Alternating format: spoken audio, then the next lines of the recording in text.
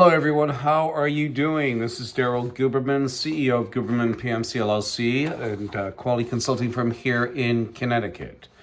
Today, this video is about the nationalization of Boeing Begins. 2009 was the watershed moment for Boeing. This is nothing new. You have government agencies, you're going to see this, I'm going to try to make it brief, but this is what was on a website. It says, Wall Street, labor, customers, and regulators all hate Boeing's management. Meanwhile, a strike looms as Boeing's contract with the machinists union is up. The government is finally stepping in, and I don't think they should, because they already stepped in 2009 and made Boeing a regulator. Okay, the FAA made Boeing a regulator. I'm not going to go into too much detail of the different federal agencies that sit on the American National Standards Institute board, but we're going to touch upon it because you need to know this.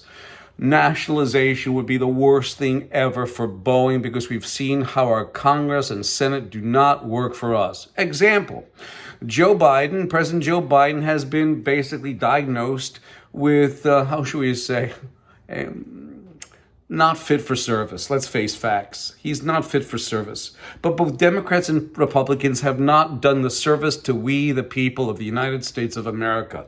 If you are not fit for service, then how can you lead the country? What is going on here? Our Congress and Senate, they're bought and sold. If you look at Lockheed disbursements, and let me just off the cuff a little bit, look up Lockheed disbursements 2022, and you'll see all 50 states with Democrats and Republicans getting bribed. I call it bribed, yes. And they are deeply immersed in communist China, I guess selling missiles and all this stuff. I bet you, as a matter of fact, if you looked under one of the engine cowlings for the J-31, which is a copy, supposedly, of the F-35 that they took in 2009 from Lockheed, I don't say they hacked it. I'm sure that somebody gave it to them. In fact, in 2012, President Obama's administration signed off, the Department of Defense signed off a waiver so that China could build the F-35, the magnets, supply magnets to the F-35. Well, we had competent individuals in our country to do the magnets. I'm sure they got blueprints that way as well, isn't it? Hats off to President Obama. Woo, nice. I'm going to show you this, though. Mr. Calhoun over there always talks about his regulator, the FAA. The FAA... You'll see. I want you to listen to this because I was very embarrassed for him.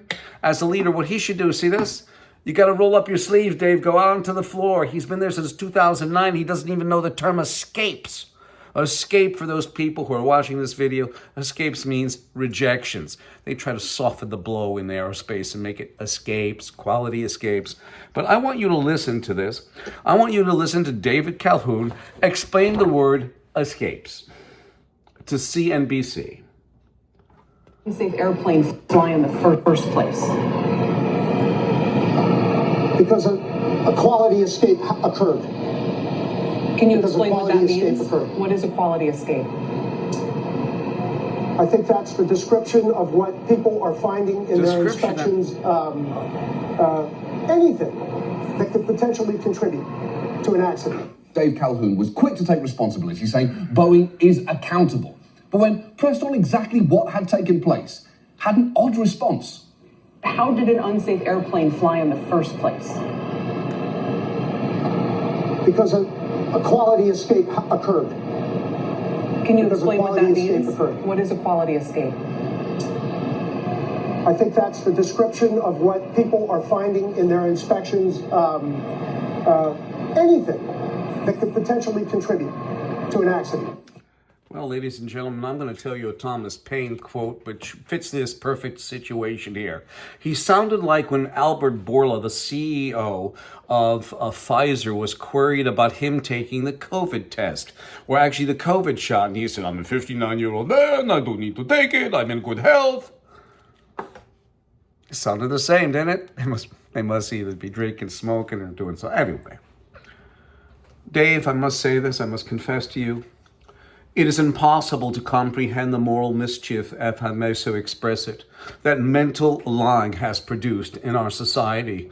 When a man or woman has so far corrupted and prostituted the chastity of their mind as to subscribe their professional beliefs to things they do not believe, they have prepared themselves a commission for every other crime. And now we're going to get into this mess. You have the American National Standards Institute, which is a private, not-for-profit, non-governmental corporation that has both federal agencies and corporations on board. You have the American National Standards Institute, which is the accreditation body that sits on ANSI, and ANSI sits on their board. You have ANSI, who took over complete control over ANAB in 2018, and between 2015 and 2021, they were watched over by communist China. Yes, Zhao Jinwu. I'm not going to get into too much detail, but yes, and he's mandated by his country of origin, communist China, to take our data through the China National Intelligence Law, Article number 7. Federal agencies sit on board ANSI. Everything else, it's unbelievable. Now we go into Boeing. Boeing, here is Boeing. Boeing also sits on ANSI's board, right over by ANAB, who they shoved down the throat of breaking the law of the Sherman-Clayton Act of 1914 of anti-competitive problems and monopoly and anti-competitive activities, and it was perpetrated on my organization. As I said in other videos, you can find them without a doubt. And here we go. You have 7 different registrars that sit on ANSI's board that are sitting by the accreditation body that they stick on their certificate, which means, how is their oversight? Is there any sort of confidence in the integrity and quality of the certifications that they dispense? Absolutely, unequivocally, no. Look at Boeing. As a matter of fact, look at Spirit Aerosystems. They have Intertech accredited by ADAT. Has it helped them? Oh my goodness. Came out in 2002. This is a supplier bulletin.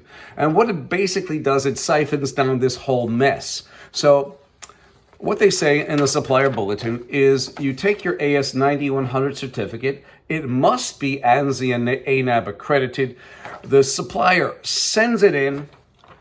Send in your product, and Boeing does not have to go there to inspect it. Now, that has occurred for 22 years. We have the data. You'll find all of it down in the description. This is a good one. This is the actual article from 2009 that states that Boeing was given regulatory authority.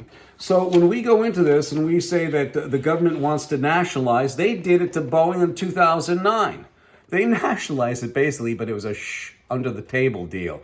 But at least this news commentary platform exposed it. It stated, FAA increased the authority of Boeing's commercial airplanes division to self-certify its own aircraft. The authority extended to Boeing under this new system allows Boeing employees to perform tasks on behalf of the FAA that include oversight of testing and product standards, along with certification of aircraft technologies like MCAS, they didn't have to tell the FAA, and new aircraft designs. This comes right off of the supplier portal that states it's got to be ANSI, ANAB, or internationally equivalent. They're basically freezing organizations out who are quite competent, more so than ANSI, ANAB, and let me just tell you this. ANSI, ANAB are underwriters for all the international and national accreditation boards that sit on the International Accreditation Form in Delaware, okay? Also, they are underwriters for the International Laboratory Accreditation Cooperation in Australia. This is the actual website that we took back in 2020 that shows you that Boeing is on the board. Not just any board, they're on the board of directors, which I do have a copy of, but this is the most important board because this is ANAB's board, that ANAB Management System Accreditation Council grants, suspends, and withdraws accreditation certificates of certification bodies, which means registrars. And this is what Boeing more than likely learned from the FAA, because at the time that they were caught fudging documentation, they were and are an FAA regulator. That means when David Calhoun talks about it, when you hear it on the news media is bullshitting you. But I have a question, ladies and gentlemen, if I may. By the way, all of this mess will be down below the video in the description in 4 or 5 featured articles that we came out with over the months, because this is terrible. How do you have one regular? Let me just show you a second. Let me just get Boeing out here again. I want to get you their placard and I want to show you this. So you have Boeing as a regulator in 2009. And then what do you do over here? You've got the FAA. FAA made Boeing a regulator. So how do you watch over one regulator watching over another? David Calhoun said after the Alaskan Air popped that door plug, he said, our regulator's coming out with an inspection criteria for all the airplanes. Why didn't he have enough chutzpah to take the bull by the horns in 2019 when he became the FAA administrator, because the FAA had made Boeing an FAA regulator? He's the administrator. He's the administrator at Boeing. He did nothing. As you can understand, he didn't even know what an escape is. So ladies and gentlemen, we're going to leave it here. The rest of the data will be down below the video, 203-556-1493, or Daryl, Daryl, TQRS at yahoo.com. And remember, Dave, you got to roll up your sleeves, get your fingernails dirty, stop golfing, and do your job. I would get rid of them if I was the board, and get rid of the board too, because they need new membership, because it appears after 16 years of being on board there, David must have been stuck up in the office pushing his pencil. Unbelievable. And I thank you.